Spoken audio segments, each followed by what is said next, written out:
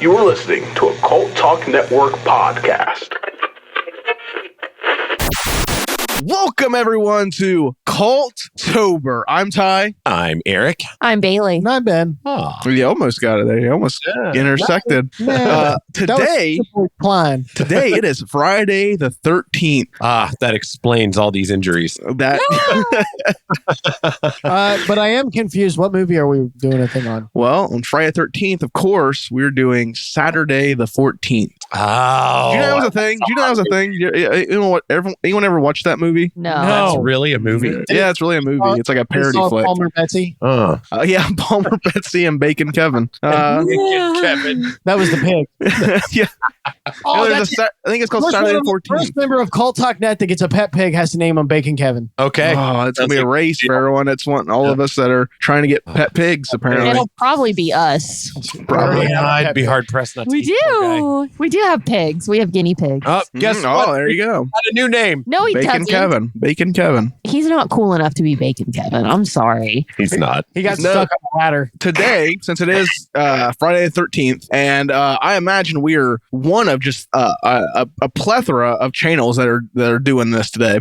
We are doing. Yeah. Oh, I'm sure. I'm sure every horror movie channel I follow, I guarantee will have Friday the 13th. Friday the 13th this year. Yeah. But this is a celebration that you have to take a part of. I mean, right. Yeah. Like, this doesn't happen all the time, so one must. Yeah. This is Friday the 13th, a 1980 slasher classic by Sean S. Cunningham. Sean S. Cunningham. And a little fact here, this is actually the second Sean S. Cunningham film we've done as part of Culttober. Can you believe that? Oh, really? Yeah. Last year, we did the Bruce Campbell classic Terminal Invasion. Oh, my God. Which was directed by Sean S. Cunningham.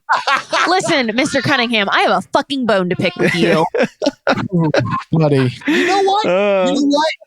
You know when is that the one at the airport, right? Yes. Yep. Yes. With the Terminal Invasion. Listen, like I'm gonna fucking Invasion at Terminal. It goes over your head.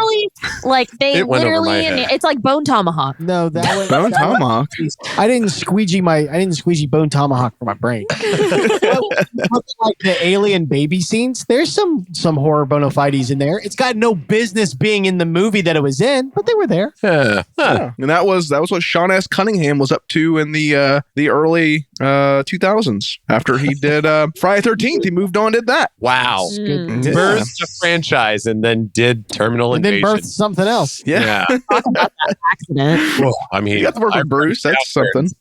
Hey, that was not the worst Bruce Campbell movie we've watched. No, Yeah, the quality of Campbell was there. The quality. I'm pretty sure that got not groovy. I'm pretty certain that got not groovy. Yeah, I'm pretty sure. So we won't be revisiting that as part of our certified groovy revisit. I don't know. Once we do the bests, we're gonna have to redo the worst.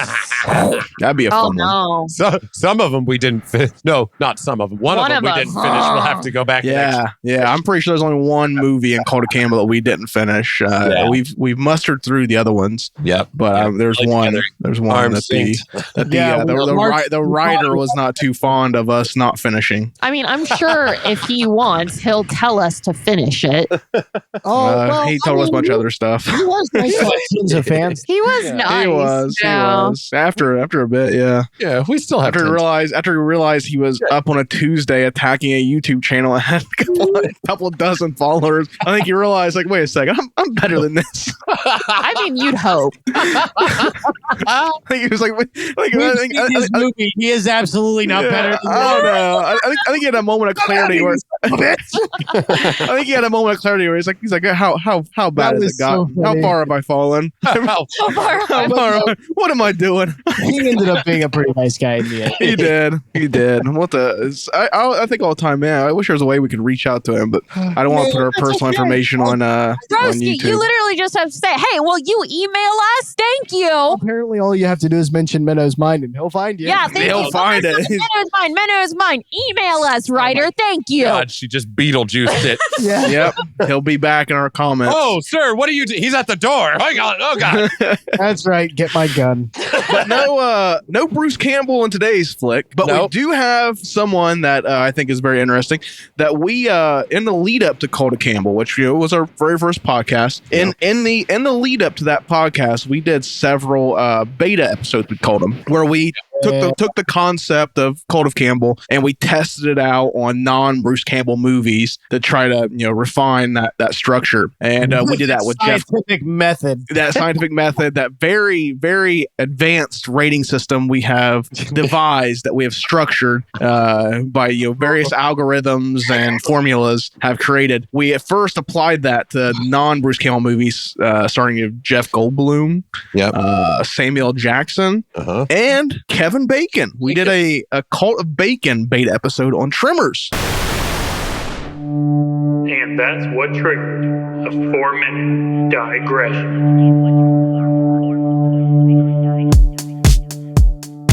Yeah. Which we need to revisit, guys. Oh, absolutely. That'd be cool. Good. Yeah. That is as close as it gets to a perfect movie for me. I mean, I can put that on anytime. I can watch that. Yeah. So you know what the one thing that'll ding it from me being a perfect movie is? The bad dubbing that they did when they decided to make it PG-13 instead of rated R by the language. That because once I noticed it, I couldn't not see it. Yeah. It's with Bert, they do it a couple times. And yeah, they do it once with Kevin Bacon on the riff. Mother Hump. Anytime somebody says Mother Humper. Mother Humper. Mother Humper, yeah. I don't know why. Which is a thing people say. Totally. Yeah. I hear that all the time. I don't like that. Yeah. One of my favorite. That's worse. That's terrible. Really? It does sound like kind of like more gratuitous for some reason, doesn't it? It sounds See, more my raunchy. parents always Mother said Humper. fudge muffin instead of motherfucker. They said fudge muffin, and I remember my dad just said motherfucker, so I don't know. My parents just made it clear that they could cuss and I couldn't. Yeah, exactly. My parents tried to break their bad habits. My parents did not cuss. It just wasn't. They just weren't that kind of person. Oh no, they were very, very religious people. You know what pisses me off every time I watch Tremors, though? Nothing to do with the movie itself, but every time I watch, I'm reminded of that trailer they released for some reason about 2017 or so of that Kevin Bacon sequel series. They got canceled, but they released that really badass trailer for after they canceled it. They canceled the show and then released a trailer for the show they'd canceled, and it's so fucking good, and it pisses me off every time. I didn't even bother. Once they're like it's canceled, I'm like I watched it and I shared a shot of it because I was hoping it was going to be like a Deadpool kind of thing, but it never came to be. Kevin Bacon still talks about it all the time how he wants to do it. Never been a explanation as to why they shot nearly the whole thing and then canceled it. I mean, maybe they found something out there. I don't know. Let alone the fact that they wrap up the entire series, killed Bert, and didn't bother to have a single member of the original crew come back for any of it. No, I imagine that was kind of a budgetary thing. Those movies didn't have very like, thick budget. You couldn't get Kevin Bacon to show up at the end to stand by Bert's grave. He's so fucking busy with that giant bacon career he's got going on. Hey, that career is sizzling. You can't work for free. You work for free once, you're bound to do it again. The only reason why I'm saying that is because I like Kevin Bacon. I guarantee you he would say, well, nobody even asked me. Probably not. I don't think Universal care. I think that's why they killed off Bert in the first place. They just didn't want to have to do any more Tremors movies, which I like all the Tremors movies. I used to argue with Urs all the time. There's not a Tremors movie I don't enjoy. No. Still. Africa pushed it to the limit, and then everything after that was was too much. I thought the only one that I didn't like a little bit was the one before the last one where it was supposed to be in Alaska, but they were like, oh, but we're in a warm spot of Alaska where there's no snow and it looks like the desert, but it's still really cold out here. It just the snow it's so cold that there's no snow. Was their explanation it's so for that? Cold there's no snow. Yeah, it's so cold in this area that there's no precipitation. So I was saying that can happen, but you can't have that and really fine looking sand particles everywhere. Oh yeah, and like nice green desert foliage. Oh yeah. No, like No, yeah, you that kind of is- lose it. To have like all rock, like a mountain. Interesting. Now there was at the beginning of that movie there's a really good scene shot in the white sand deserts in Mexico where it's supposed to be the snow, and it looks really good. Like it looks like snow. They shoot it nice and close. And they put a blue filter over, and it looks like you wouldn't know any different that it wasn't snow. But that was good. Stay there. But yeah, they didn't stay there. They eventually go to like a just basically the back Arizona. the same set as in the Tremors movies. And then there's a girl in there who's randomly Val's daughter, who's like 12, and she's just there, and that's a weird part. But hey, we're talking about Friday the 13th. Oh yeah. Lucky for us. Friday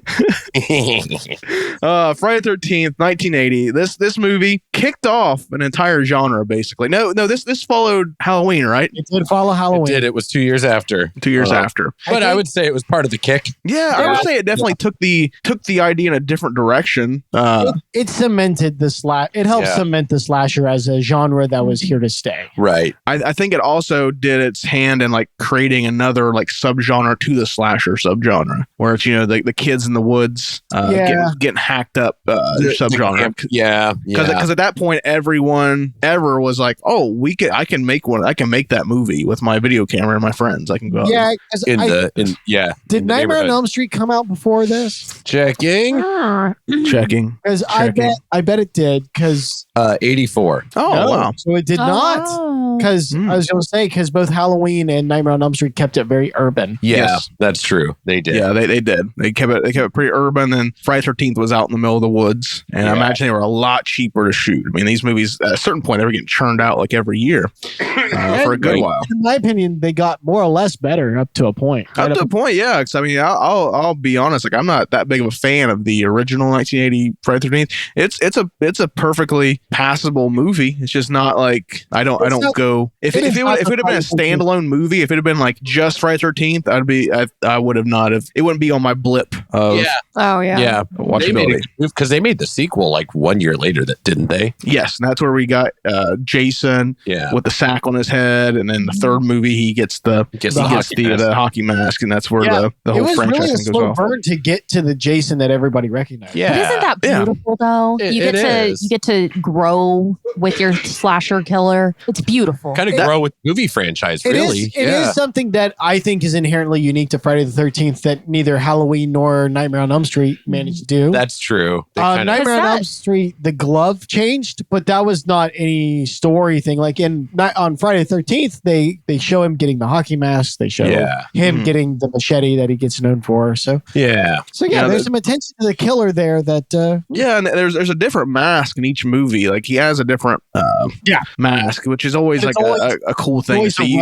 Always a red triangles. Yeah, it's always red triangles. Because in part 5 they have the blue triangle, and that is an imposter, a Jason Voorhees imposter, and you find out at the end it's some fucking dude wearing a mask. Okay, that's really a pretty weird. cool way to like foreshadow that, though. It is. Yeah. Because one of the characters like hallucinates Jason, and when he hallucinates Jason, when he hallucinates Jason, he has the red. But then when you see Jason in the movie, he has blue. Okay, so they really show you like, no, we know what we're doing here. Yep. Yeah. And at the end, you get the big reveal that some guy also trying to impersonate Jason. Fun fact: I read it one time, and it was like, you know how you read like a fact under a bottle cap, and it just sticks in your head forever.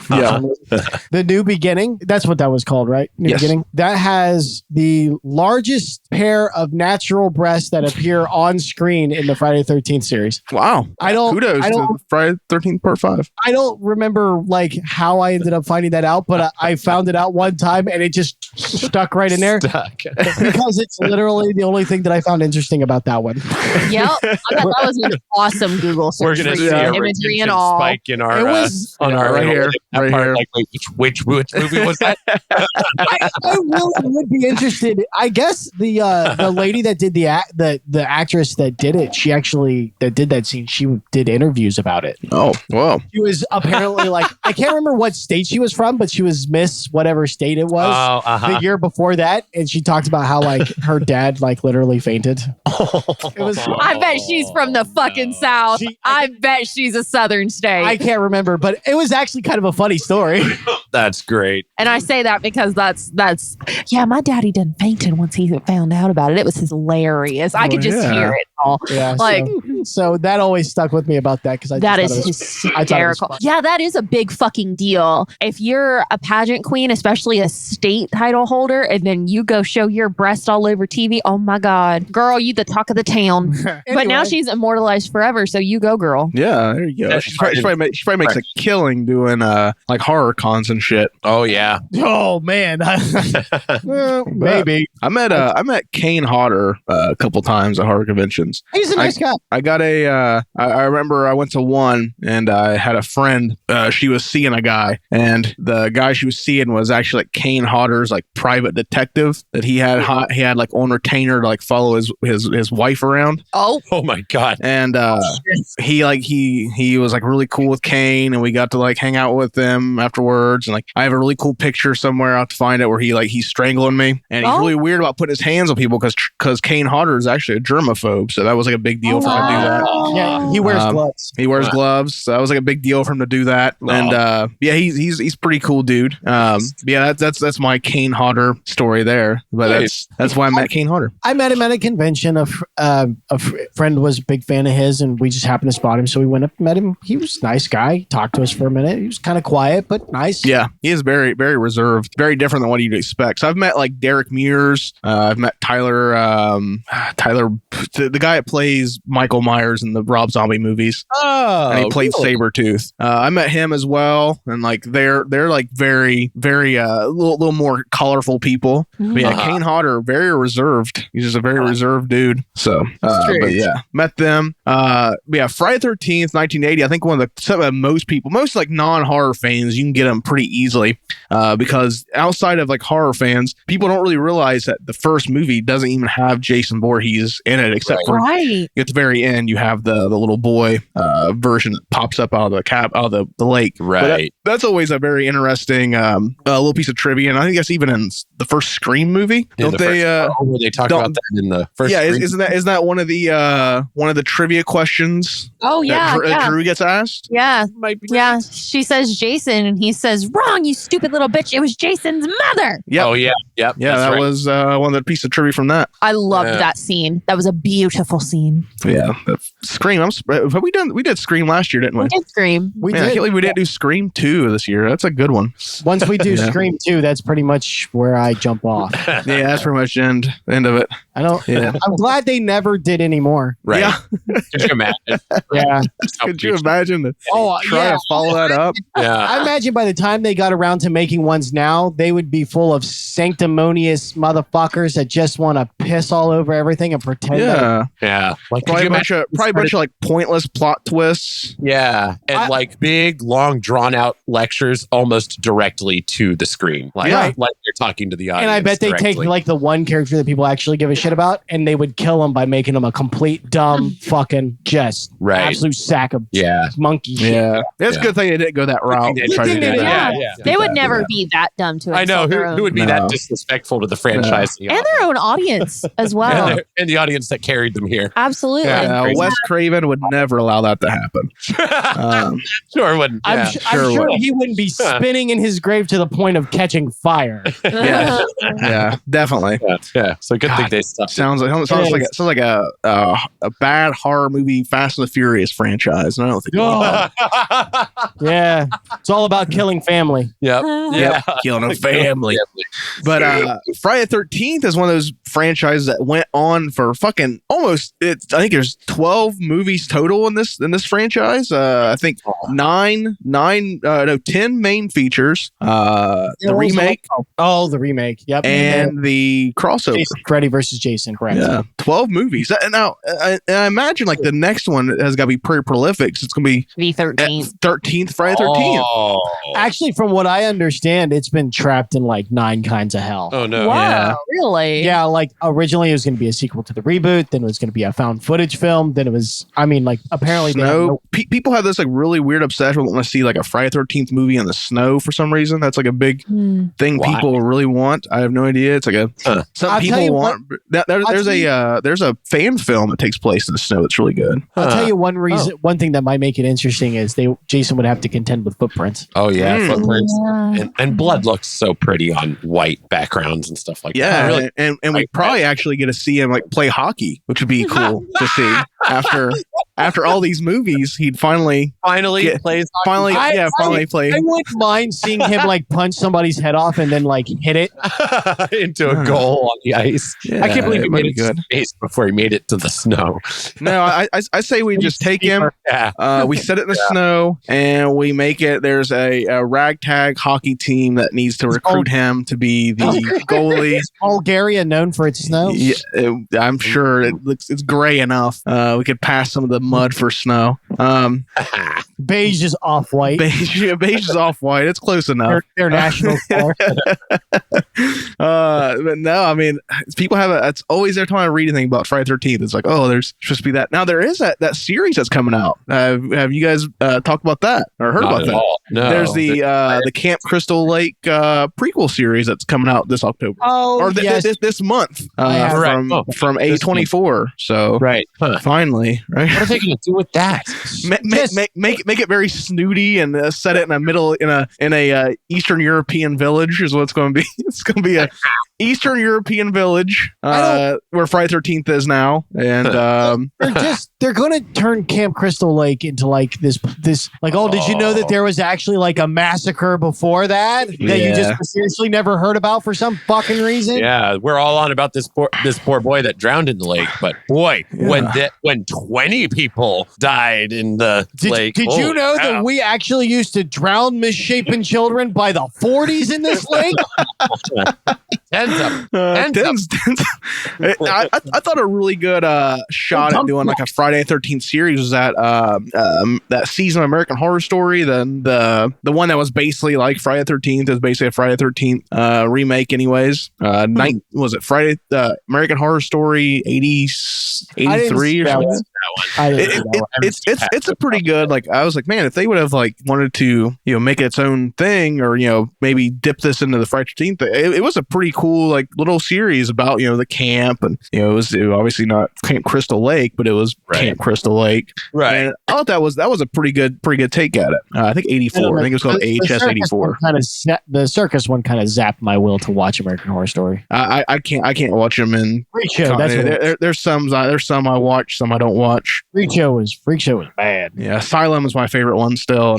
Really? Oh, I love Asylum. It's my favorite. Dude, mine was Coven. Coven was my absolute favorite. I really like that. Coven was all right. Murder House, the first one, that one was golden. I need to watch Hotel, that but I bored the shit out of me.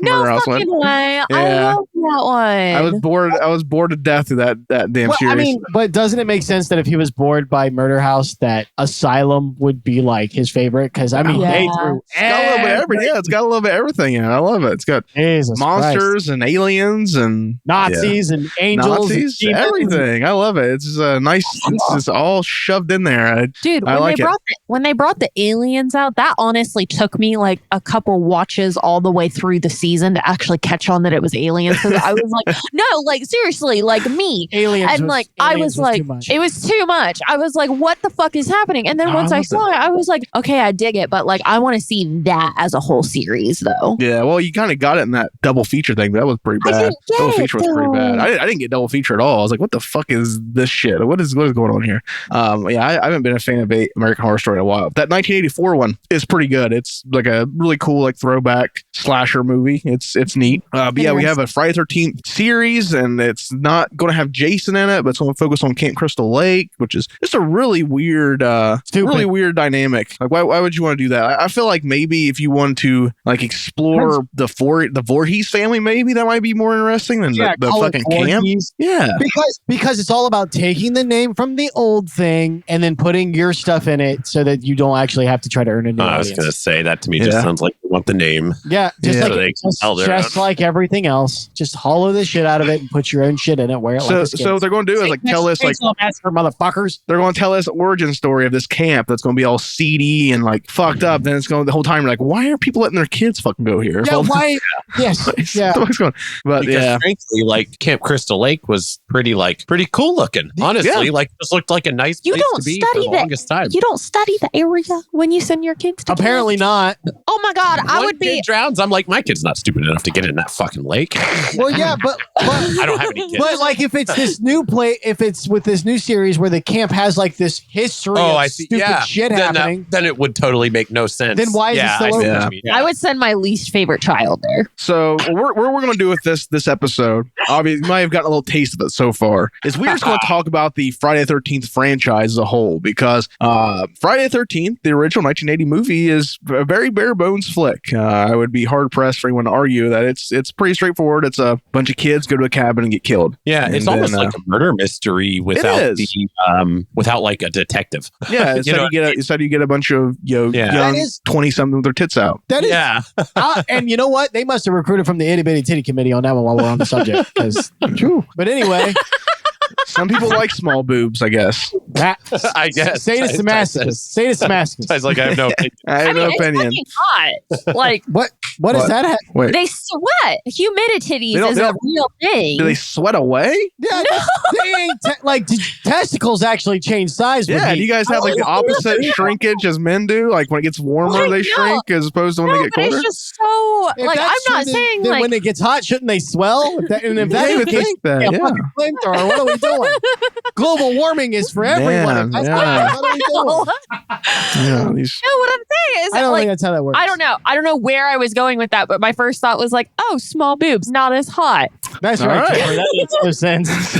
Anyway, so let's go ahead. Let's get into our next segment here because we've stretched this first segment out a lot. I don't know where this first segment began and where it's going to end. So we'll cut it and we'll jet on to our next segment. Ladies and gentlemen, thank you for joining us for Culttober. Let's go ahead and let's talk about not just 1980s Friday the 13th. We're going to talk about the Friday the 13th franchise to celebrate this Friday the 13th here in Culttober. I think this is the first Friday the 13th we've had in our Culttober series, so it's pretty cool. Definitely. Most definitely. Yeah, so let's go ahead and let's cut right into it.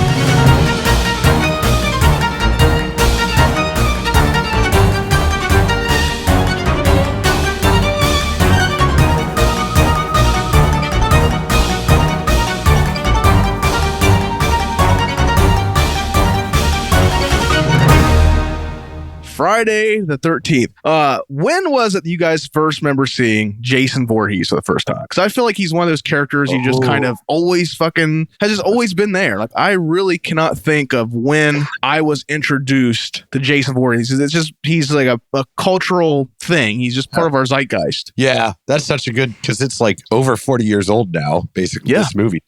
I honestly I've probably seen him before I even knew what his name was. Before I even knew what names were. You know, like I was probably really young. That mask trope was such a thing. I don't know. Favorite thing is every year that's a bunch of people's lazy Halloween costume. Yeah. Is buy a hockey mask from Dollar General and you're Jason Voorhees. Yep. Mm-hmm. I don't remember when the first time I couldn't tell you. Like literally our whole lives probably, huh? That's what I feel like. Like I can't remember the first time I sat down and watched a Friday the 13th movie. But I just know I've always known who Jason Voorhees was and like what he was about. Like you just knew he's a big guy, doesn't speak, walks around a hockey mask and kills teenagers. You just like know that. Yep. What about you, Bailey? No. Yeah. I don't want to leave you out. Like I don't think any of us remember. So I think my earliest memory of Jason might have been right around the time that Jason Goes to Hell comes out, and I saw like trailers for it on TV. And that was the first time I really saw him as like like a horror character versus like some cheesy costume or something. Okay. That's at least as far back as I can reach out and plot. Yeah. I don't know. I'll say remember. this. Good. The first Jason movie that I saw, it's funny that Bailey mentioned this off the air earlier, was Jason in Space. That was the first one I actually like saw. So it was probably when I moved to Ohio. At least it wasn't me. Yeah. Yeah, I was probably like 10 because I was like 13. I don't know. It was like we were out trick-or-treating one night. Like I had always heard like the name Jason, but once like I actually like saw, because like in the movie, I don't know, honestly. I know the first time I could probably say teenager just to like pinpoint it, but like in all honesty, as I'm sitting here talking about it, like I really don't know. I was definitely, I'm pretty sure, along with Eric, I think like the first one I remember watching fully was probably Jason X. I think like the first one I remember like watching, was like that was when I was like old enough to like appreciate horror, and that like came out at the time. That was like a new movie at the time. So I remember watching that, and I know like the first time I binge watched like all of them was, I think I was like a sophomore in high school. I'm pretty sure I remember I like went to the local video store and they came out with that like the 8 movie pack because they couldn't do 9 and 10 in it. So I bought like that. I rented that 8 movies in that like box set. And I remember watching that, and that being the first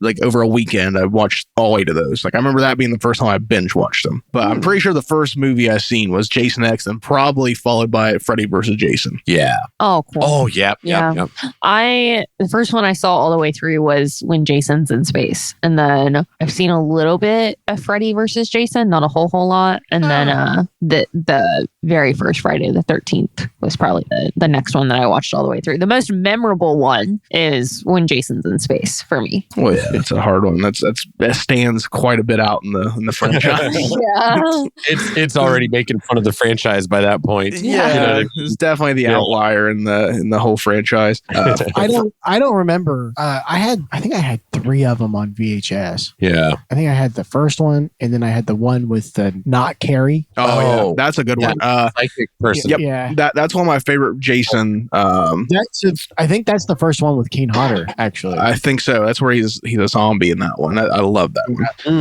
I think that is probably my favorite one. But and then I had the New Beginnings on VHS.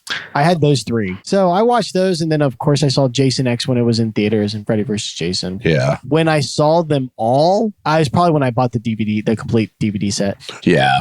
I think so. The first movie at Jason was Kane Hodder. I think was actually Jason Lives, and that one is one of my favorites. It's more like a comedy. Look at that. This is the one after the fake Jason. That's right. Is that the one where he like smashes the kid's face into the RV and it's like a perfect the one I remember from that one is the paintball scene. I remember that one. Yeah. The guys that are playing paintball in the forest. Yeah, and you think that they set up like they're commandos, and like you don't know who they are, then it's revealed they're paintballers. Oh, interesting. Yeah, I am not very well versed in this franchise. New Blood is what you're thinking of, and that's what that was originally. So that was supposed to be Jason versus Carrie. That was like that was what that was written as. And then obviously they was like, oh, well, you can't just put anyone we want in a movie. There's rights things. So that's when it became the not Carrie character, and she has psychic powers and all that shit in it. But that happens a lot. Have you ever seen a movie called Silent Rage? You ever heard of that movie? No. It stars Chuck Norris, and it's a horror movie. And it was written. The script for it is Chuck Norris versus Michael Myers. That's the name of the script, and that's basically what it is. It's Chuck Norris versus Michael Myers, but they were like Michael the victim in that movie. But they were like, oh wait, we can't, like John Carpenter was like, hey, I don't want you to use my character in this, and they just name it they just make it some generic guy, but the whole movie it's Michael Myers. It's a guy in the shadows that moves real slow in a jumpsuit with a knife, and that movie always stood out to me. I remember I got really drunk one time, watched that, and called a bunch of Walmarts asking if they had Chuck Norris action jeans. Oh my god! at like 2 a.m. morning, and it was like having people put me on hold while they went and checked. What? Chuck Norris had a line of denim jeans they sold in the 80s that were especially made for roundhouse kicks, and they were called Chuck Norris action jeans. Are they special? Why are they special? They were just the way they were marketed. They were the official jeans of Chuck Norris, and they were specially made for you to do sweet roundhouse kicks in. So I remember I got really drunk one night with my buddy Connors watching Silent Rage and just called a bunch of Walmarts. And you're like, asking if they had Chuck Norris action jeans, and they were like, I don't think so. And I was like, well, can you go check? And they would put me on hold and go check. Were you hoping that they had them, or were you just like, no, I was just drunk. I don't know. Thought it was funny at the time. Sure, it wasn't as funny as I perceived it to be. Probably made a headache for a lot of people who were trying to fucking get through the day at Walmart. Those super busy people at the 2 a.m. Walmart. Oh, yeah.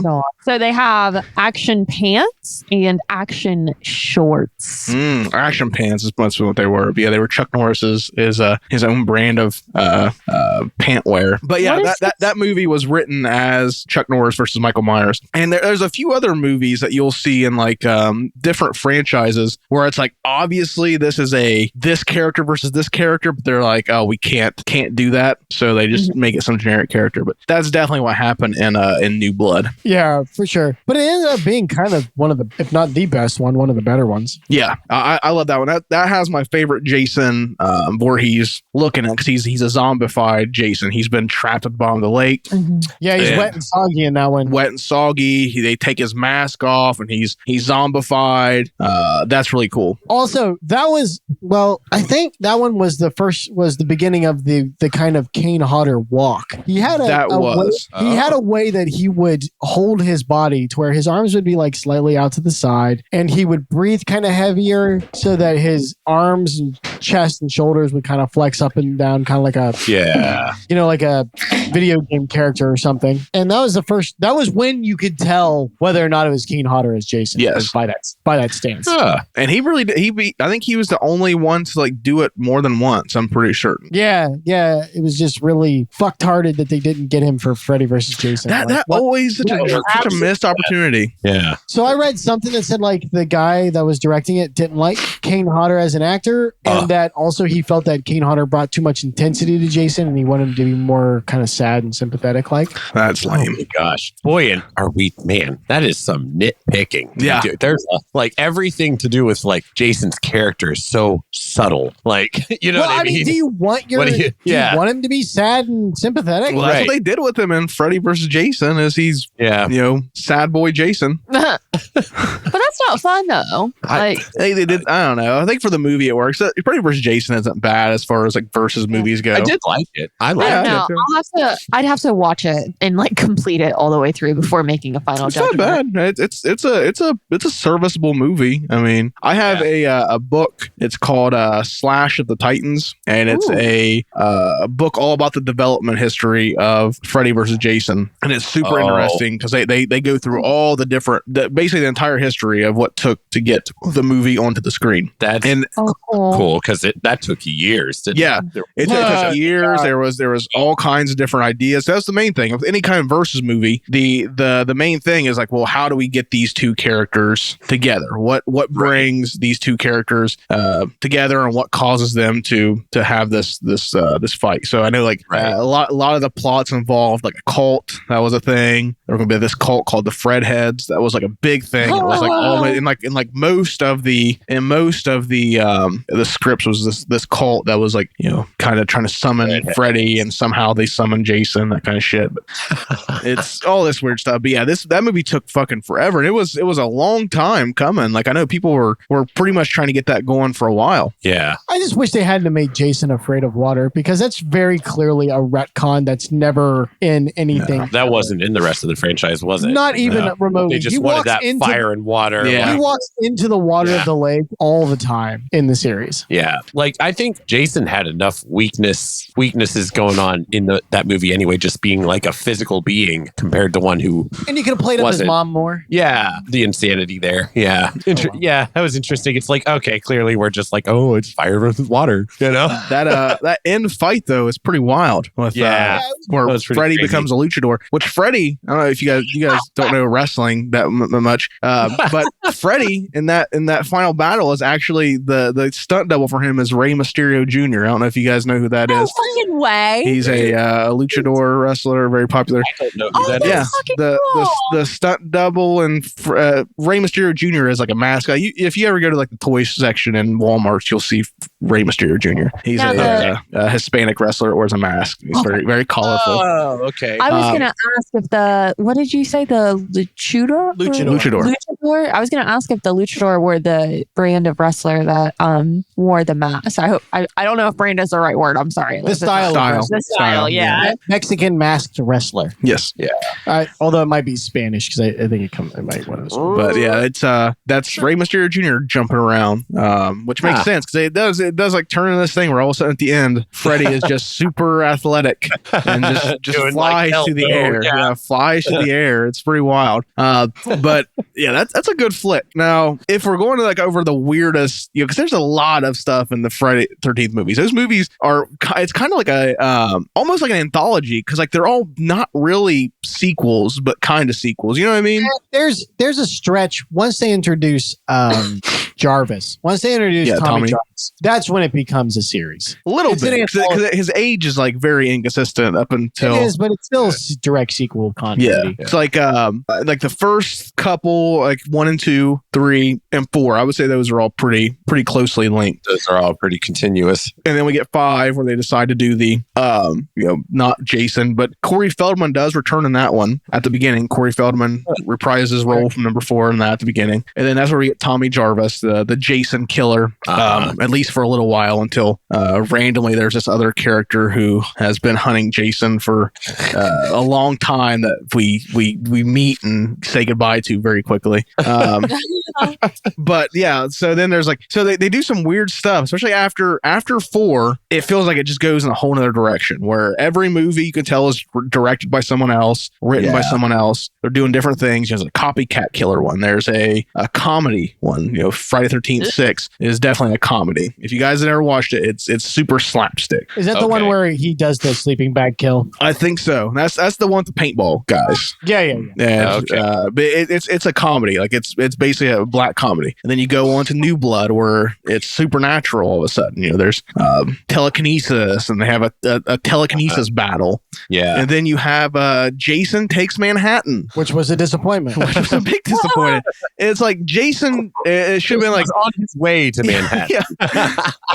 The whole movie. Yeah. Jason visits Manhattan. Yeah, basically, yeah. Jason arrives in Manhattan briefly. It's crazy. It's like one of the most iconic shots of the whole franchise is that shot of him in Times Square. And like that's what the whole movie's built around. It's like, let's just get him, put him in Times Square. All right, we got a movie. Now let's shoot a bunch of shit around. Like it's just let's fill the rest of this thing up. We got the shot. That movie has one of my favorite extras in it. At the very beginning, the opening credits take place in New York. It's just like random shit in New York. I think there's it's showing like the seedy side of like 80s New York where crime was at an all-time high and it was very, very grim and gross, which that's my favorite New York, by the way. I love 80s movie the Ninja New York. Turtles, New York. Ninja Turtle. I was gonna say Maniac Cop New York, but yeah, Ninja Turtles. But any like 80s, Ghostbusters, Ninja Turtles, Maniac Cop, Home Alone even has a little bit of it. But that cold steam shooting out of the vents, which I went to New York a couple of years ago in January, and that's very much like what it was. It was like it's everywhere you walk, just like steam shooting everywhere. Yeah. It was very, very cool. I went when I was a teenager. You're right. Yeah. But I love that seedy New York. But that's like the opening credits. And there's like a scene where it's in like a delicatessen and it's like a static shot of people going in on this delicatessen. There's this guy across the room who just stares at the camera the entire time. Like he's just looking into the camera the whole fucking time. And I love that for some reason. Every time I watch it, it makes me laugh because he is just like staring directly into the camera the whole time, just eating his sandwich, looking into the camera, and it cracks me up every time I see it. Is that supposed to be there? Oh, no. No, it's just some guy that was just like, hey, they're shooting a movie and just staring at the camera. It is so hard to like catch every single extra for every moment because you're watching it when you're making the movie. You're watching. Okay, what's the principal actor doing? Did he get it right? There are no principal actors in this shot though. If it's the shots I'm thinking of, because it's just like just random. It's like life in New York. Yeah. But also like if there is no camera there, then he's looking off into the distance. Right. Yeah. He's staring off. It just cracks it every time because he's just staring at it. I wonder if it was just one of those things where like it passed through everybody's hands and then you got to the premiere or you got it home on DVD and then you finally fucking notice and you're like, oh my God. I had something like that happen to me. I'll bet you the audience was the first time that got noticed. I'll bet it slipped right through everybody. I bet they were like, guys, we're shooting B-roll of New York. We're lucky that he's not pulling his dick out. Oh, yeah. For real. Yeah. The editor's just like, this is all we can use. Yeah, it's like we got a guy getting stabbed. Half of our film got cut. This is the 90s. Down the barrel. This is the 90s. We made it out with most of our crew still alive. We got to take what we can get. That was also probably my least favorite hockey mask as well. Yeah, that's probably, in my opinion, the weakest film of the whole franchise. And that's saying something. I don't really care if the first one not much, but at least the first one has the distinction of being the first one. Right. This one is number 8 in the series, and it's just like it has a catchy title, a really cool poster, a really good trailer. If you ever watched a trailer for Jason Takes Manhattan, you would think the whole movie takes place. They did a really good job of shooting that trailer to where it's like this is going to be all in New York City. By showing absolutely every piece of when he's every in New York. piece of him in there. Yeah, they made sure to use all 5 minutes that he's in New York. Like, let's make sure we cut the trailer around this. Cool kills in that one. Really weird kills in that one. Like the woman playing guitar, she gets killed with guitar. The guy gets his head punched off in a maybe an homage to Killer Clowns from Outer Space, maybe. But oh God, I hope not. Interesting. You never know. Maybe. Real recognize real. You get that. You get just some weird stuff on a boat. A lot of it's Jason takes a boat ride. Jason takes a cruise. That's what they should call it. Jason takes a cruise. Yeah. Jason takes a cruise to Manhattan. Jason goes on vacation. Which it does give us a very good idea of where Crystal Lake is actually part of the ocean. Apparently, it has a direct port to the Atlantic Ocean. Yeah, they take a boat ride from Crystal Lake to New York City. Yep. So there's some sort of outlet there. Yeah. Outlet. They're on the like ocean. A direct bang into the ocean. It's like a 20-minute ride to New York. Yeah, it's really weird. That really weird geography that we didn't know is that which begs the question: Has Jason ever encountered a shark? Has a shark ever made its way into Crystal Lake? Is Crystal Lake a saltwater lake? Oh yeah, it would have to be, right?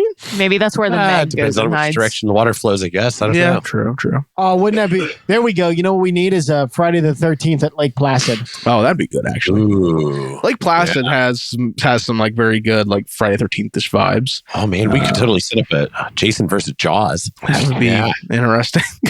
That'd be good luck getting that one to make sense. I don't know.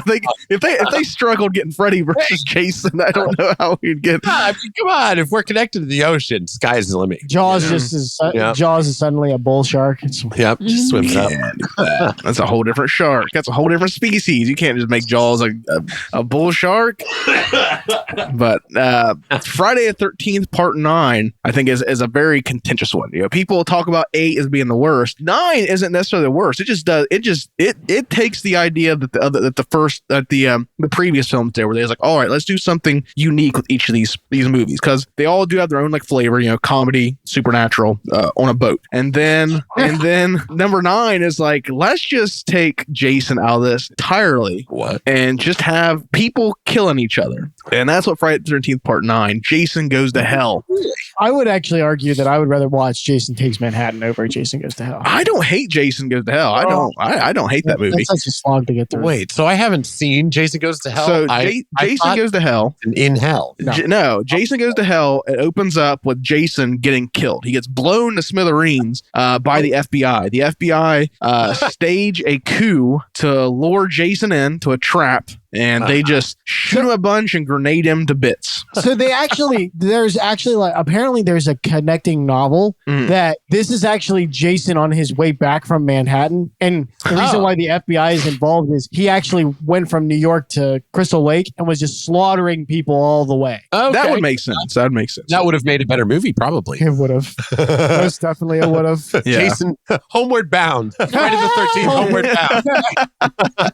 One man's determination to return to his homeland. Yeah. There's a comic I read years ago, and it's Jason meets Leatherface is what it was. It's a an official comic, and basically like Jason is out wandering. He ends up in Texas somehow, and he's chasing some teenagers and chases them into the way of Leatherface, and they kill these teenagers, and they become like buddies. They're like, no, we're one and the same. We're these big dumb killer guys, and Leatherface takes him back to the farm, and all the family is being mean to Leatherface and treating him like shit. So Jason kills the whole family except for Leatherface, and they just go off together and just become big murdering buddies. Oh, It was actually it's kind of a sweet comic. I think Topps put it out, but it's actually a pretty sweet little comic of him. I forget how he ends up in Texas, but maybe he's on his way back from Manhattan and ends up in Texas. Yeah, he gets a little lost. He's a little lost. Wandered off. He ends up in Ohio somehow in the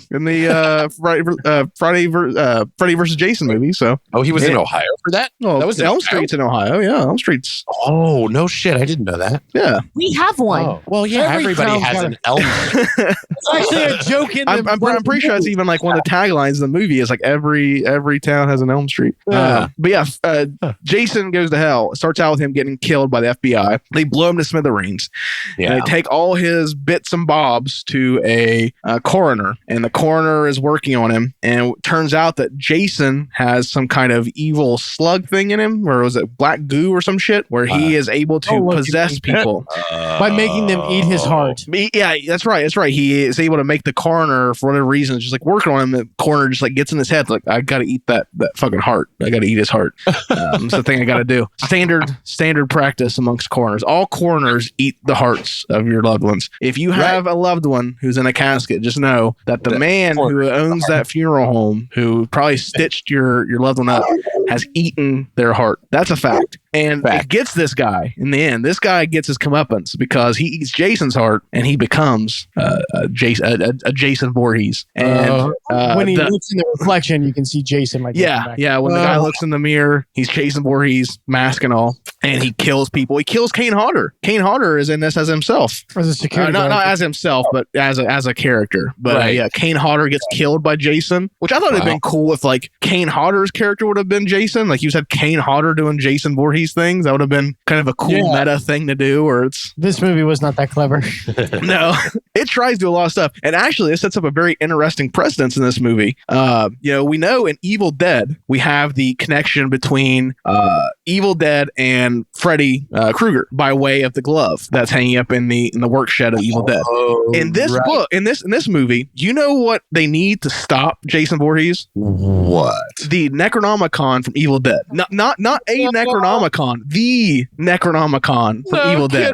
The stitched face Necronomicon from the Evil Dead franchise. Wow. And don't they need a Kandarian? And I think they do use the Kandarian dagger. Yeah. Wow. Yeah. No kidding. Okay, that's pretty cool. Because don't they use that tie in Freddy versus Jason too? Yeah, and then the comic series is the follow up. The follow up to the movie is Freddy versus Jason versus Ash. Yep. Ha! No kidding. Yep. I thought the Necronomicon made an appearance in Freddy versus Jason. Nope. No. I'm wrong. No, in the sequel, the unofficial, the official sequel comic, it's in there, but that's not this one. Okay, that's pretty neat to me. I like these kind of crossovers. Yeah, I mean, it has some good ideas. It has some good ideas, which is why I like this movie. Yeah. It has some interesting stuff in it, and it also has one of the cooler characters in the franchise. He's played by Stephen Williams, who's always a badass. Creighton Duke. You know who Creighton Duke is? Who's Creighton Duke? He's a Jason Voorhees hunter. By golly, he is. Oh, he has devoted his life to tracking down and killing all manner of Jason Voorheeses. Oh man. Oh. What? Be they hockey mask wearing or not. He's on a mission to rid the world of Jason Voorheeses. I believe at this point it would be Jason Voorhees. Yeah, Jason Voorhees. He proclaims in a very impassioned speech, "I will rid the world of these Jason Voorhees, or my name isn't Creighton Duke." And he is a cowboy hat wearing, trench coat wearing, shotgun wielding dude. Literally a vampire hunter. He's a vampire hunter, but he's hunting Jason Voorhees. Voorhees. Yeah, that's his preferred method of prey. He's played by the guy that was Bobby's friend. Stephen Williams. Yeah.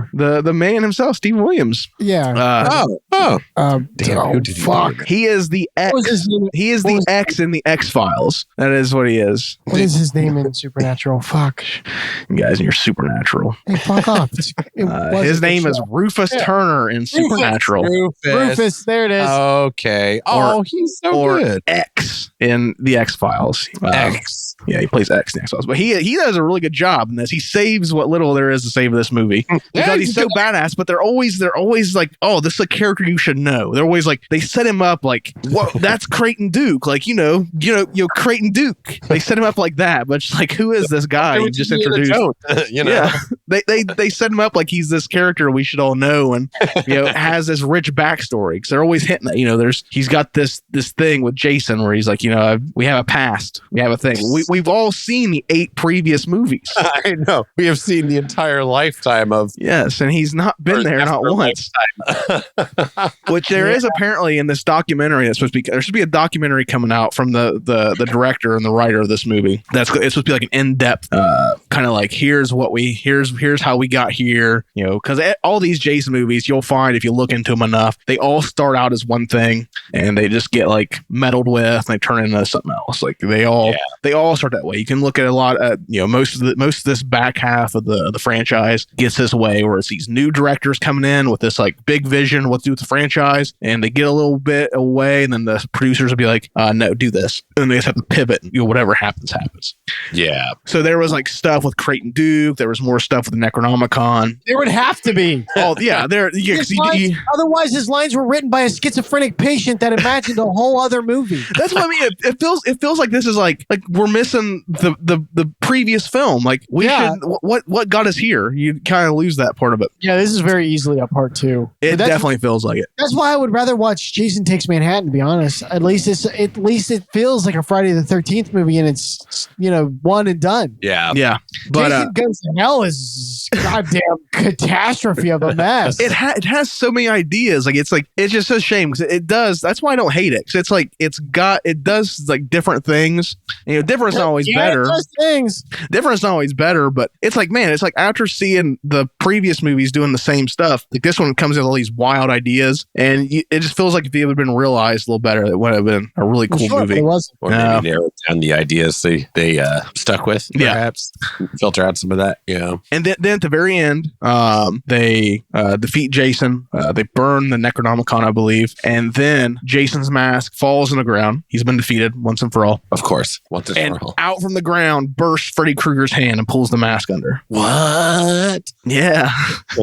Hinting way before that movie ever came out that they were going to try to do that. Oh, yeah, because that was super early, wasn't it? Oh yeah, that was not a direct nod by any. Well, at the time it was. In reading Clash of the Titans, so they had planned like that's the next step because this was the first movie that New Line had. The franchise was previously a part of Universal. Universal sold the rights after Manhattan. New Line got the rights. New Line now owned.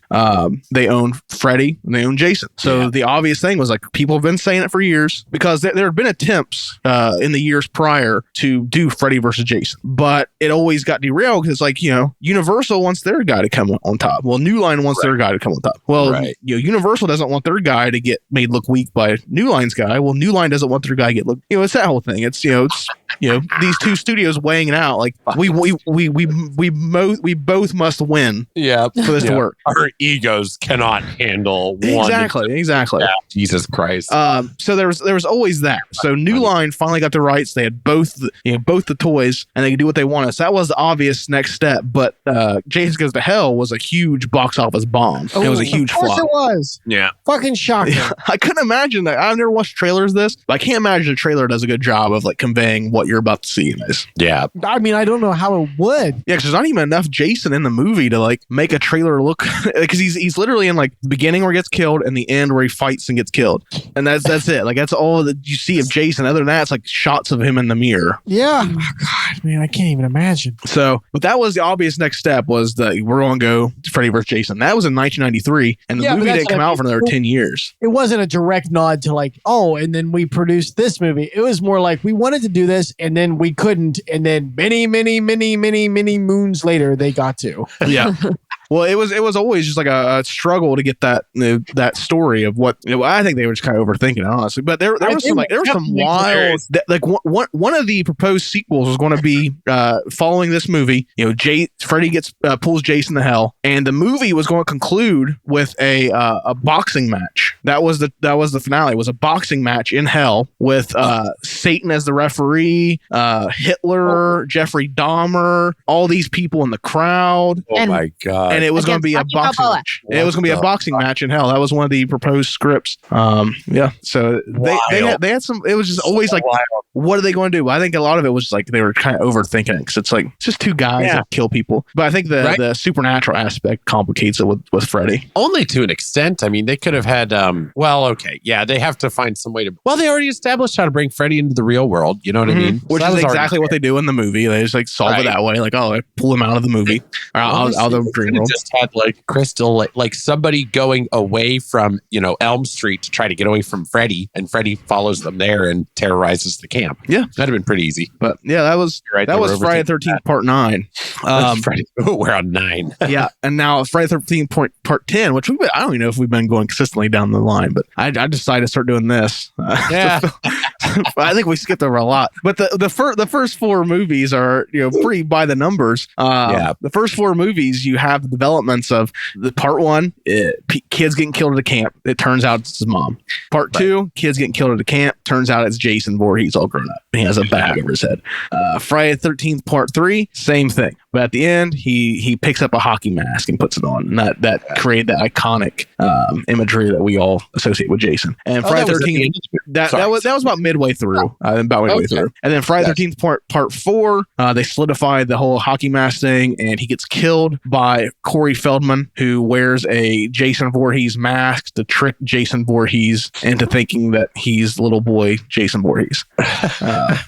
And then Friday the 13th Part 5, Jason appears in flashbacks, but it's actually some guy who is mentally ill who wants to be Jason, and he gets killed.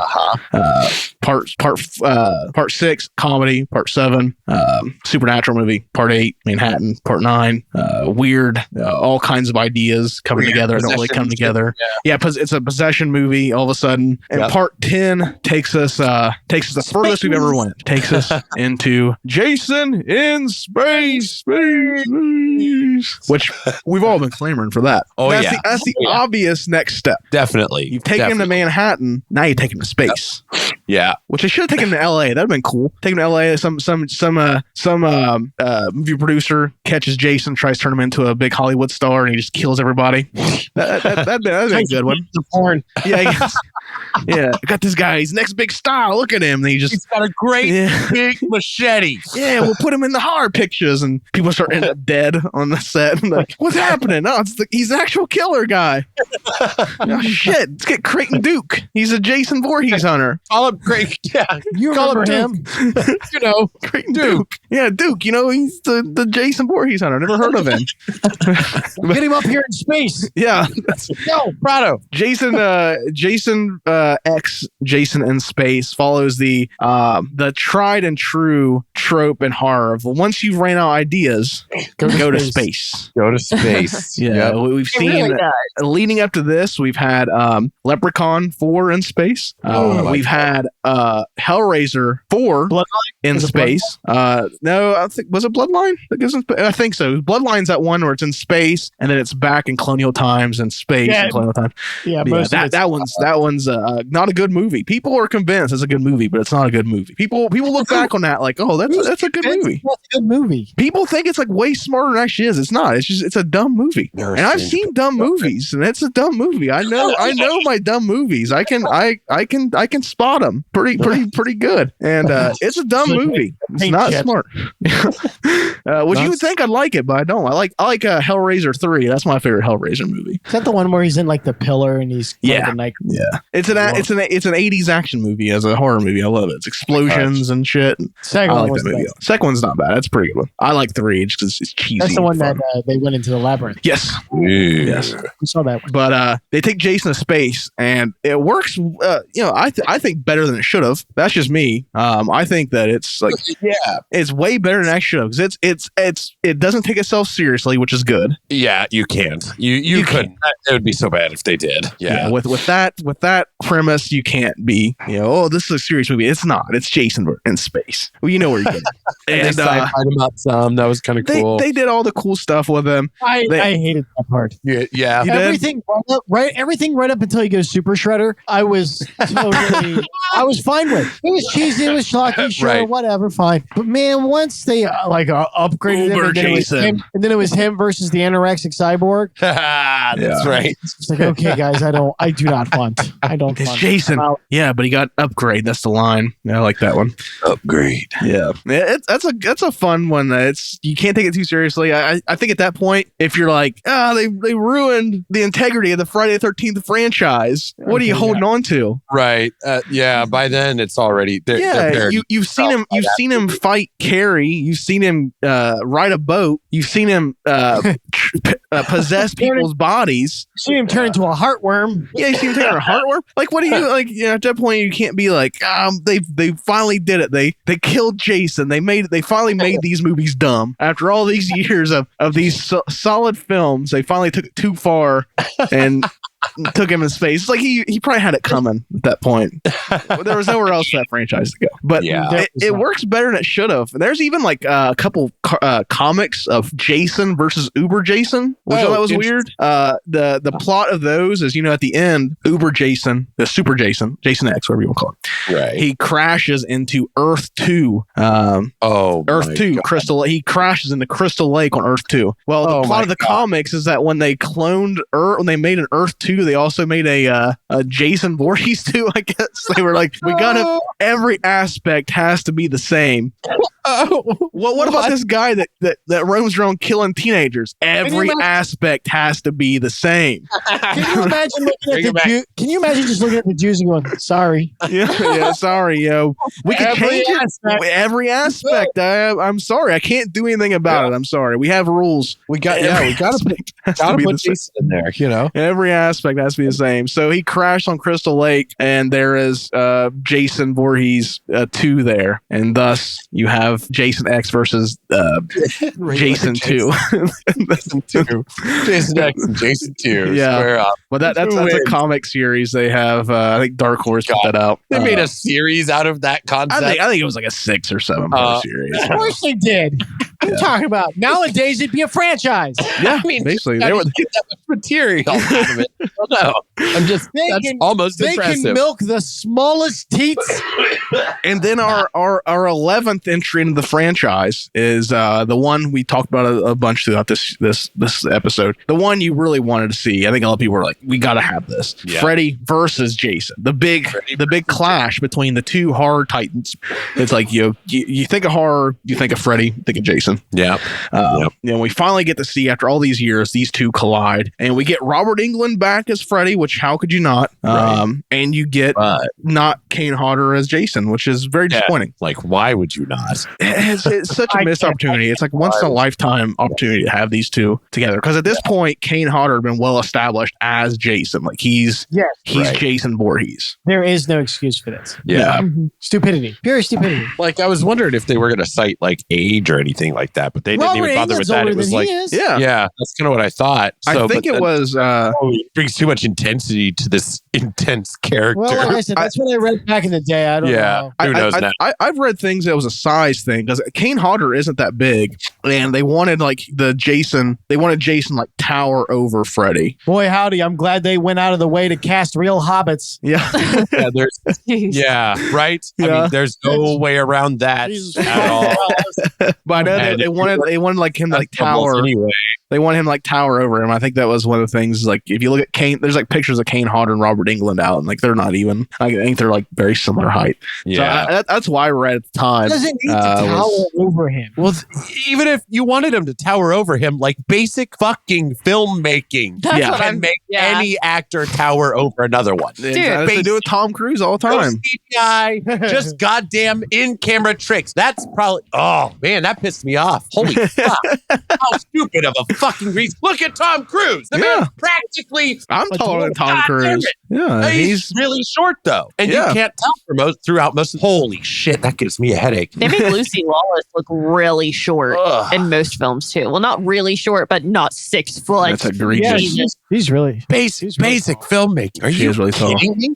What the fuck? Yeah, no, seriously. Like I'm with Eric on this one. That's just lazy. Like you don't even. That's you're working harder by hiring someone your audience is not going to like than like at the time like reading a book on angles and how to make someone look larger. Right. Versus like There's a pretty simple formula. I can't remember it at the moment, but it's definitely in a book. You could just fucking Google. Yeah. I'm sorry, but I've never once looked at Kane Hodder's Jason and go, "Hey, he's low on the piece." A little too small. Yeah. Like what the fuck have they been doing with the rest of the franchise? With this tiny ass Jason running around? Are you shitting me? What the fuck? It's just a little Jason. I'm so sorry. I'll calm down. The Farquaad Jason, where it's just like,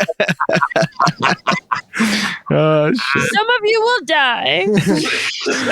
But you get but they didn't cast him. I forget who they cast to play him. who cares? Like, no offense to that guy. Yeah. Like you're not Jason. Sorry, bro. Yeah, I know that. I can't remember, but it wasn't Kane. Didn't do a terrible job though. But it just wasn't Kane Hodder. It's not what you wanted to see. You wanted to see Kane versus Robert. I'm sure he was under so much prosthetics and stuff. I'm sure he got. Yeah, but still, like you're like, oh, you're that guy.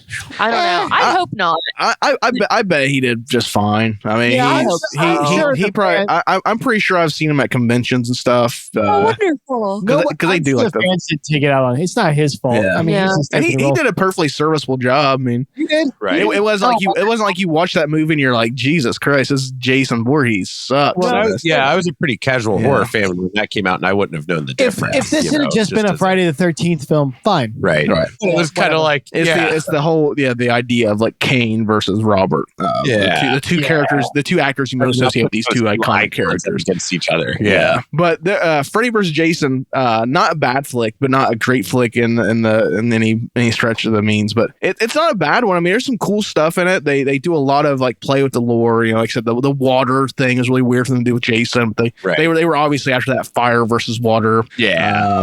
Make it elemental. Yeah, make it elemental for whatever reason. You know, the red versus the blue shit. I don't recall anything that says that Freddy was afraid of fire. I was just thinking that too. It's like Freddy wasn't particularly affected. I think it's more like, you know, he died by fire, Jason died by drowning. Yeah, so it's like but but that never impacted them as entities, I don't think. As like them having, it's not like they're cross. You know, you're not wording them off with a cross of fire in the other movies. If that's the case, then give me a Zippo when I go to bed. I'd be fine. Yeah. But despite the weird storytelling, it has like some really cool kills in it. Freddy versus Jason is decent. The battle between those two, I liked most of their fight. I did. It had a lot of cool stuff in it. A lot of cool kills. They killed the one cop way too. Oh yeah, Lachlan Monroe. The dude's in everything. Like when he just reaches over and electrocutes him, I'm like, really? That's all you're gonna do with him? That dude gets work. It is insane how much work that guy gets. That's It's like casting a piece of toasted white bread. Yeah, it really is.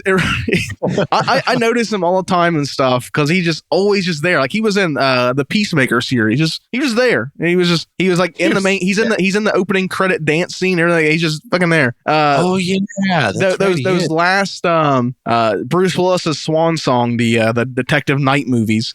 He's in those 3 movies as Bruce Willis's best friend, and just fucking gets work. And it's interesting. I think he's like a Canadian guy. I think that's why he gets slow work because a lot of things shoot up in Vancouver. Right. So it's a lot cheaper. I'm pretty sure he's like a Vancouver native and just like hangs out up there, shoots movies. Free on this Saturday, I can do it. Yeah, I got some time.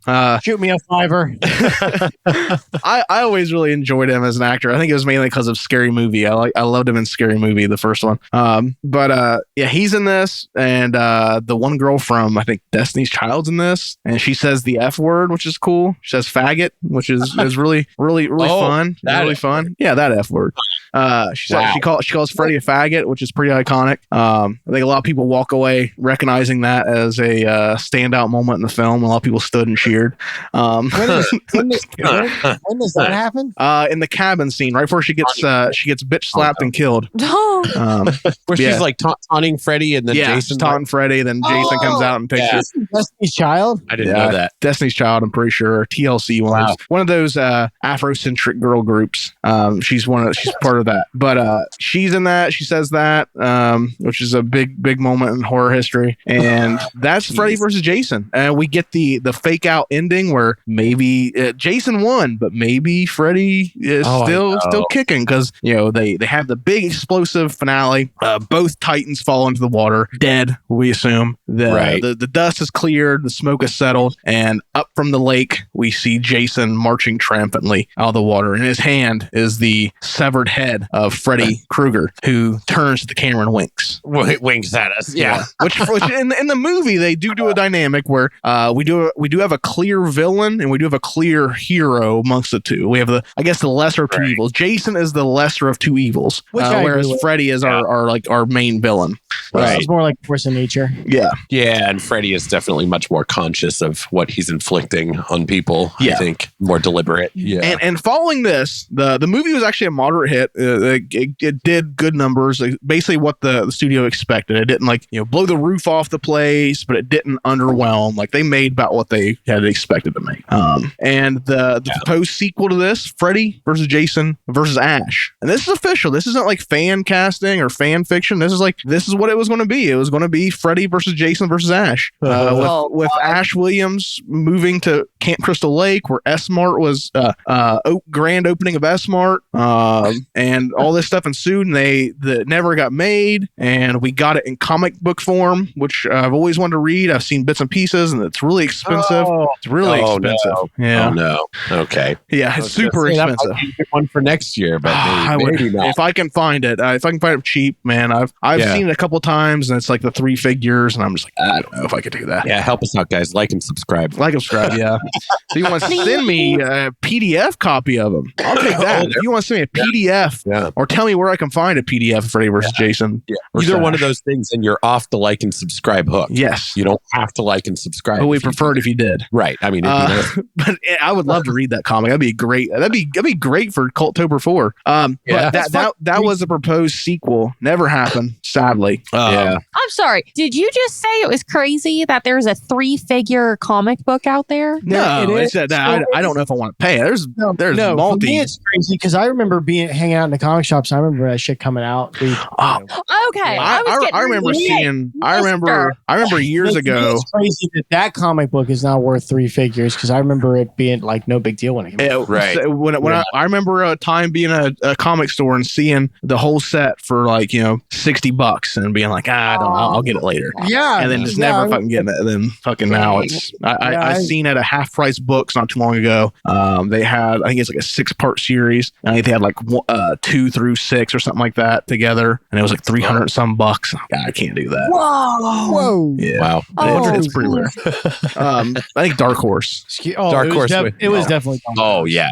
But they did that, and then the 12th part of the franchise is the remake Platinum Dunes, the company that owned by Michael Bay, or I guess I don't know if owned by Michael Bay, but Michael Bay produces a lot of the movies for Platinum Dunes. They did the Texas Chainsaw Massacre remakes, which I think are pretty solid. Those Texas Chainsaw Massacre, the beginning. Those are pretty good flicks. I actually like the second one better than the first one. Yeah, the second one's really good. The origin, that's actually a pretty cool little origin story they give him. A lot better than some of the other shit they put out over the years that try to explain where Leatherface came from. But those are fantastic. They also did they did like a shit ton of didn't they do like The Fog, which was pretty bad. Platinum Dunes for a while was on they did the Texas Chainsaw Massacre movies, and those were really like surprisingly good. And then they just started like churning out these horror remakes that were like not egregious, because now we have like egregious remakes where it's like we've seen it's sadistic. Like even the Fog remake was bad, but it wasn't like it wasn't insulting. It was just a bad movie, but it wasn't like insulting. They didn't like take a bunch of shit and change it, or like try to make all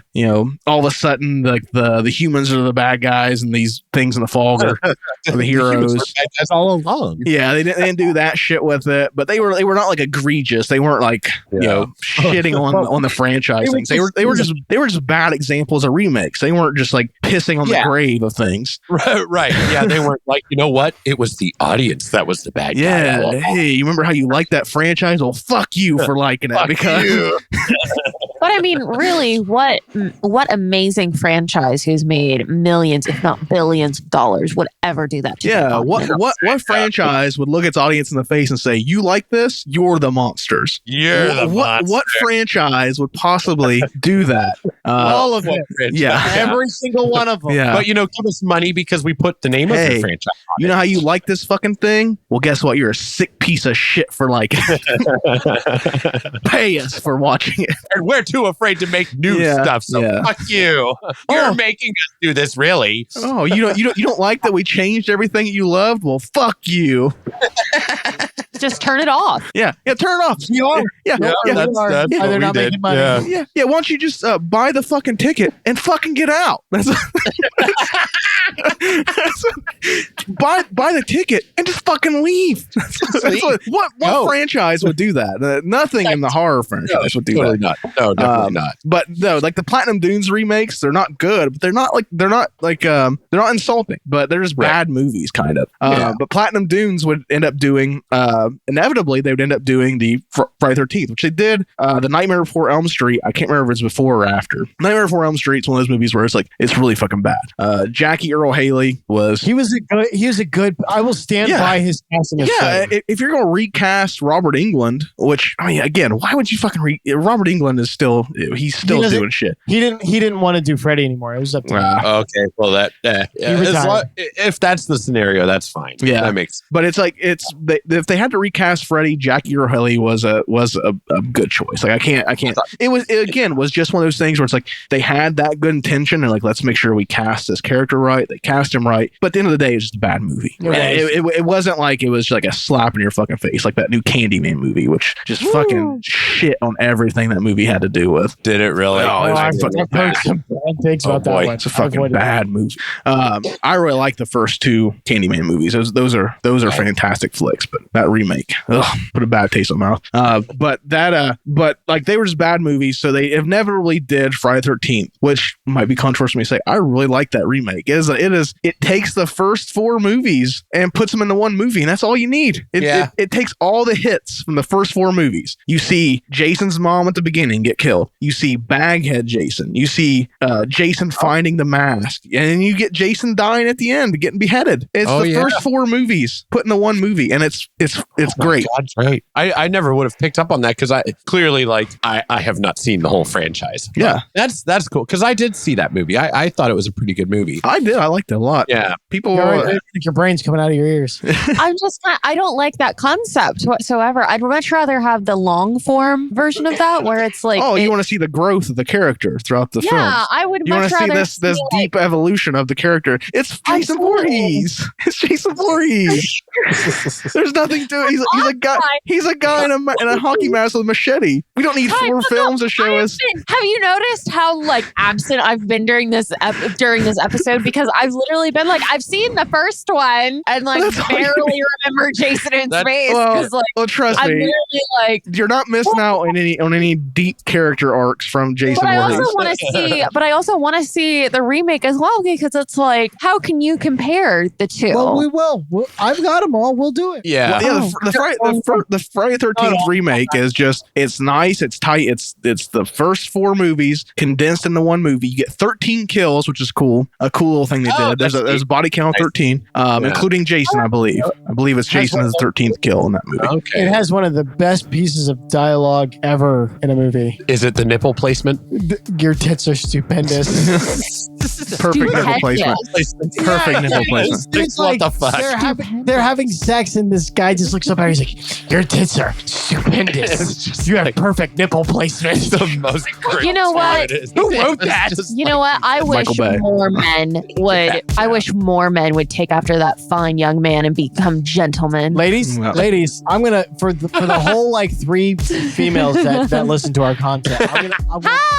I'm gonna put this out there. You think long and hard about whether or not you really want men to start commenting about nipple placement. Yeah, and if you decide you do, you can send us your pictures to @CultTalkNet, and we will rate your nipple placement on a scale of bad to stupendous. @CultTalkNet across the board. That's Twitter, Instagram.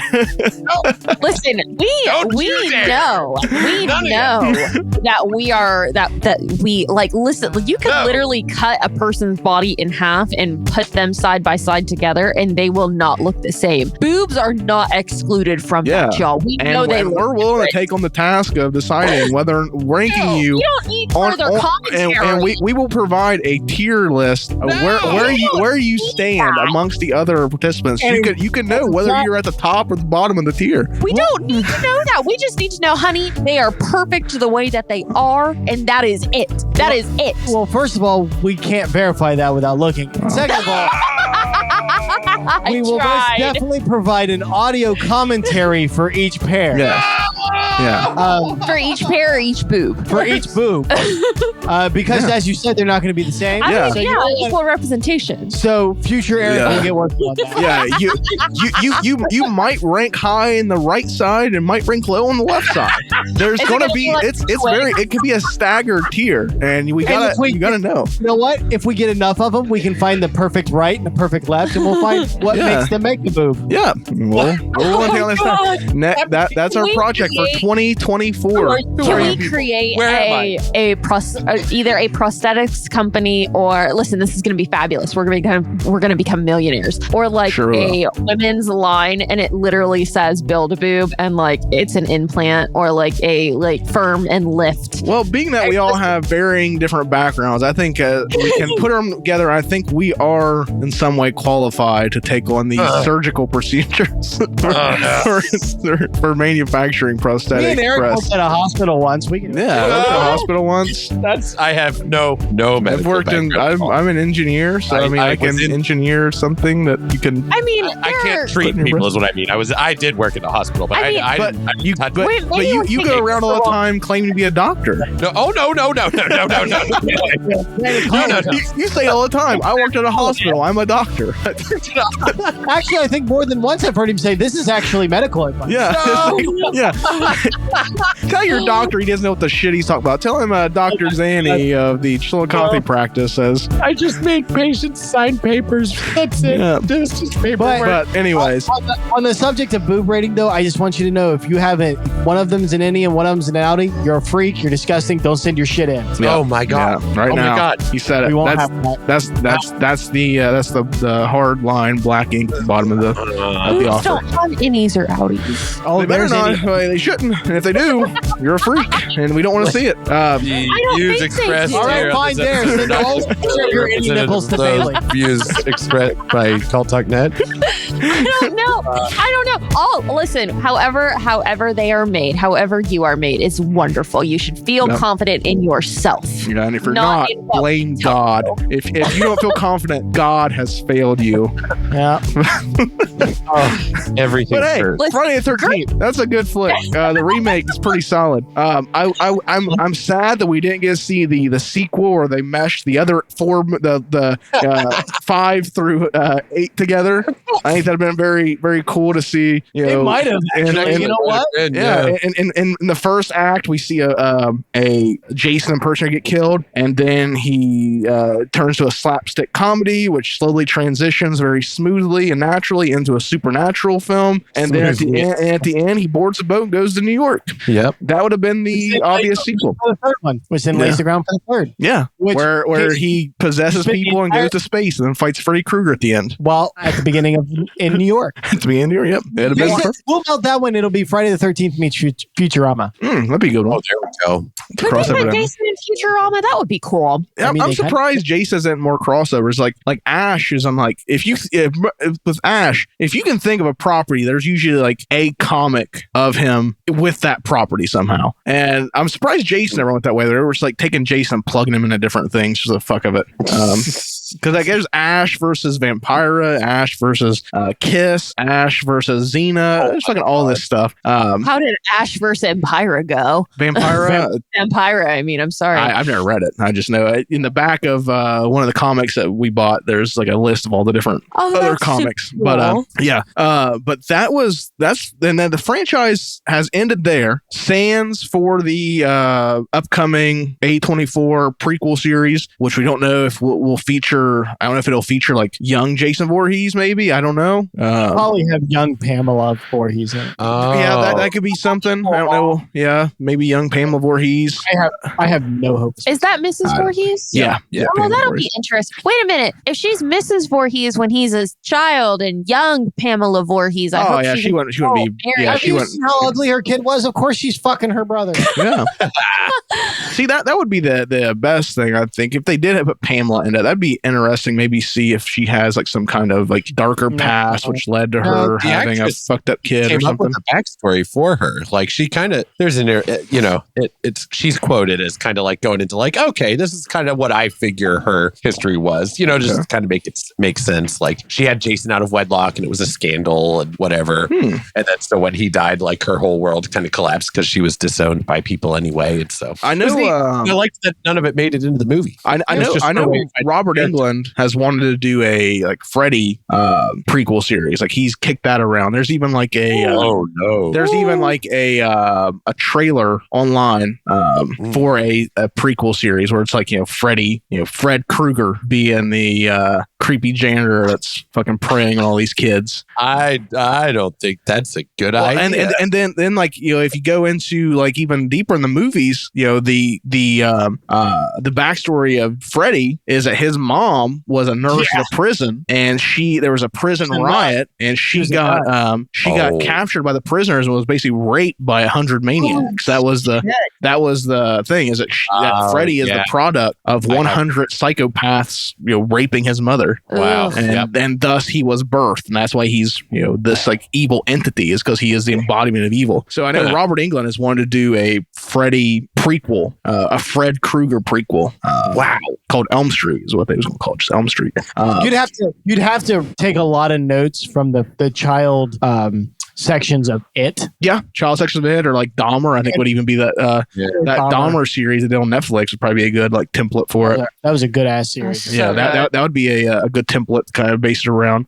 Set it in like the late 70s. It was a good Jeffrey Dahmer. Holy shit. Yeah, but that's the Friday 13th franchise, and we can there's other things. There's a ton of novels. There's comics. There's the game, which is pretty good. The Friday 13th game was really fun when it came out. It was until that asshole killed it. Yeah. That's the Friday 13th. Okay. That's probably why. I imagine that's probably why A24 is doing like a Crystal Lake series. I wonder if that's like some kind of weird like gray area that they're able to get around. Yeah, I'm sure it is, because it's the Friday 13th trademarks is just like it's all over the place with Sean S. Cunningham and then the writer of the original one or producer of the original one or something having all these different things with it. I mean, it's kind of up there. And that was the same thing with Halloween for a long time. Is that it's the producer, the guy the producer of Halloween owns Michael Myers and not Carpenter, not John Carpenter. Yeah, so that was like a thing for a while. That's why John Carpenter was out of the Halloween franchise so long. Oh yeah, wow. Well, but thankfully he came back. Yeah. They always come back. Yeah, they always come back, whether you want them to or not. They come back. Independent filmmakers out there, get your paperwork ironed out. I don't care how friendly you are. Make sure you know who owns what. Yeah.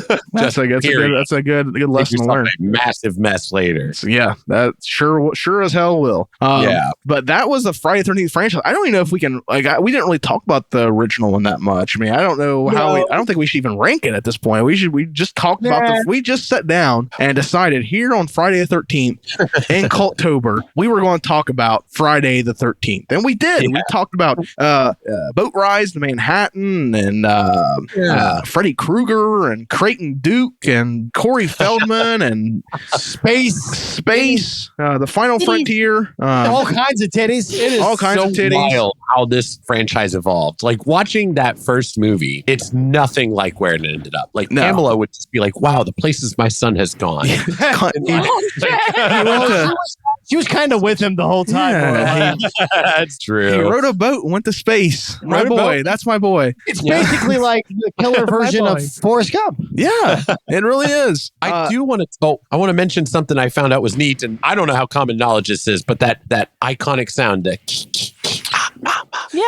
kill. Like when he's kill ma, kill ma, kill her ma, kill her, kill ma. I had no idea before I read it. Oh, that's interesting. That's creepy as all hell. Yeah, but this franchise just endures. Like it will always be around. It's been the remake came out in like 2008 or 9, I think it was 2009. Oh my god, it's been that long, and it's been that long. And there's people out there that know who.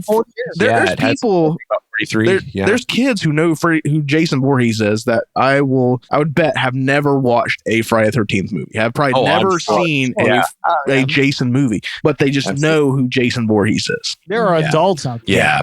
Like I'm willing to bet he'll be like a mythological figure in the far distant future. That would be He's cool. a mythical figure every Halloween. Every Halloween, some lazy oaf goes to dollar store and buys a dollar hockey mask and a machete with the blood. Machete with the blood. And it might throw on a white T-shirt and splatter red ink on it and go, "I'm Jason Voorhees. I'm here to do Jason Voorhees things." There's no Creighton Dukes around here, are there? I sure hope not. They'll say, if they know that much. There you go. Ty.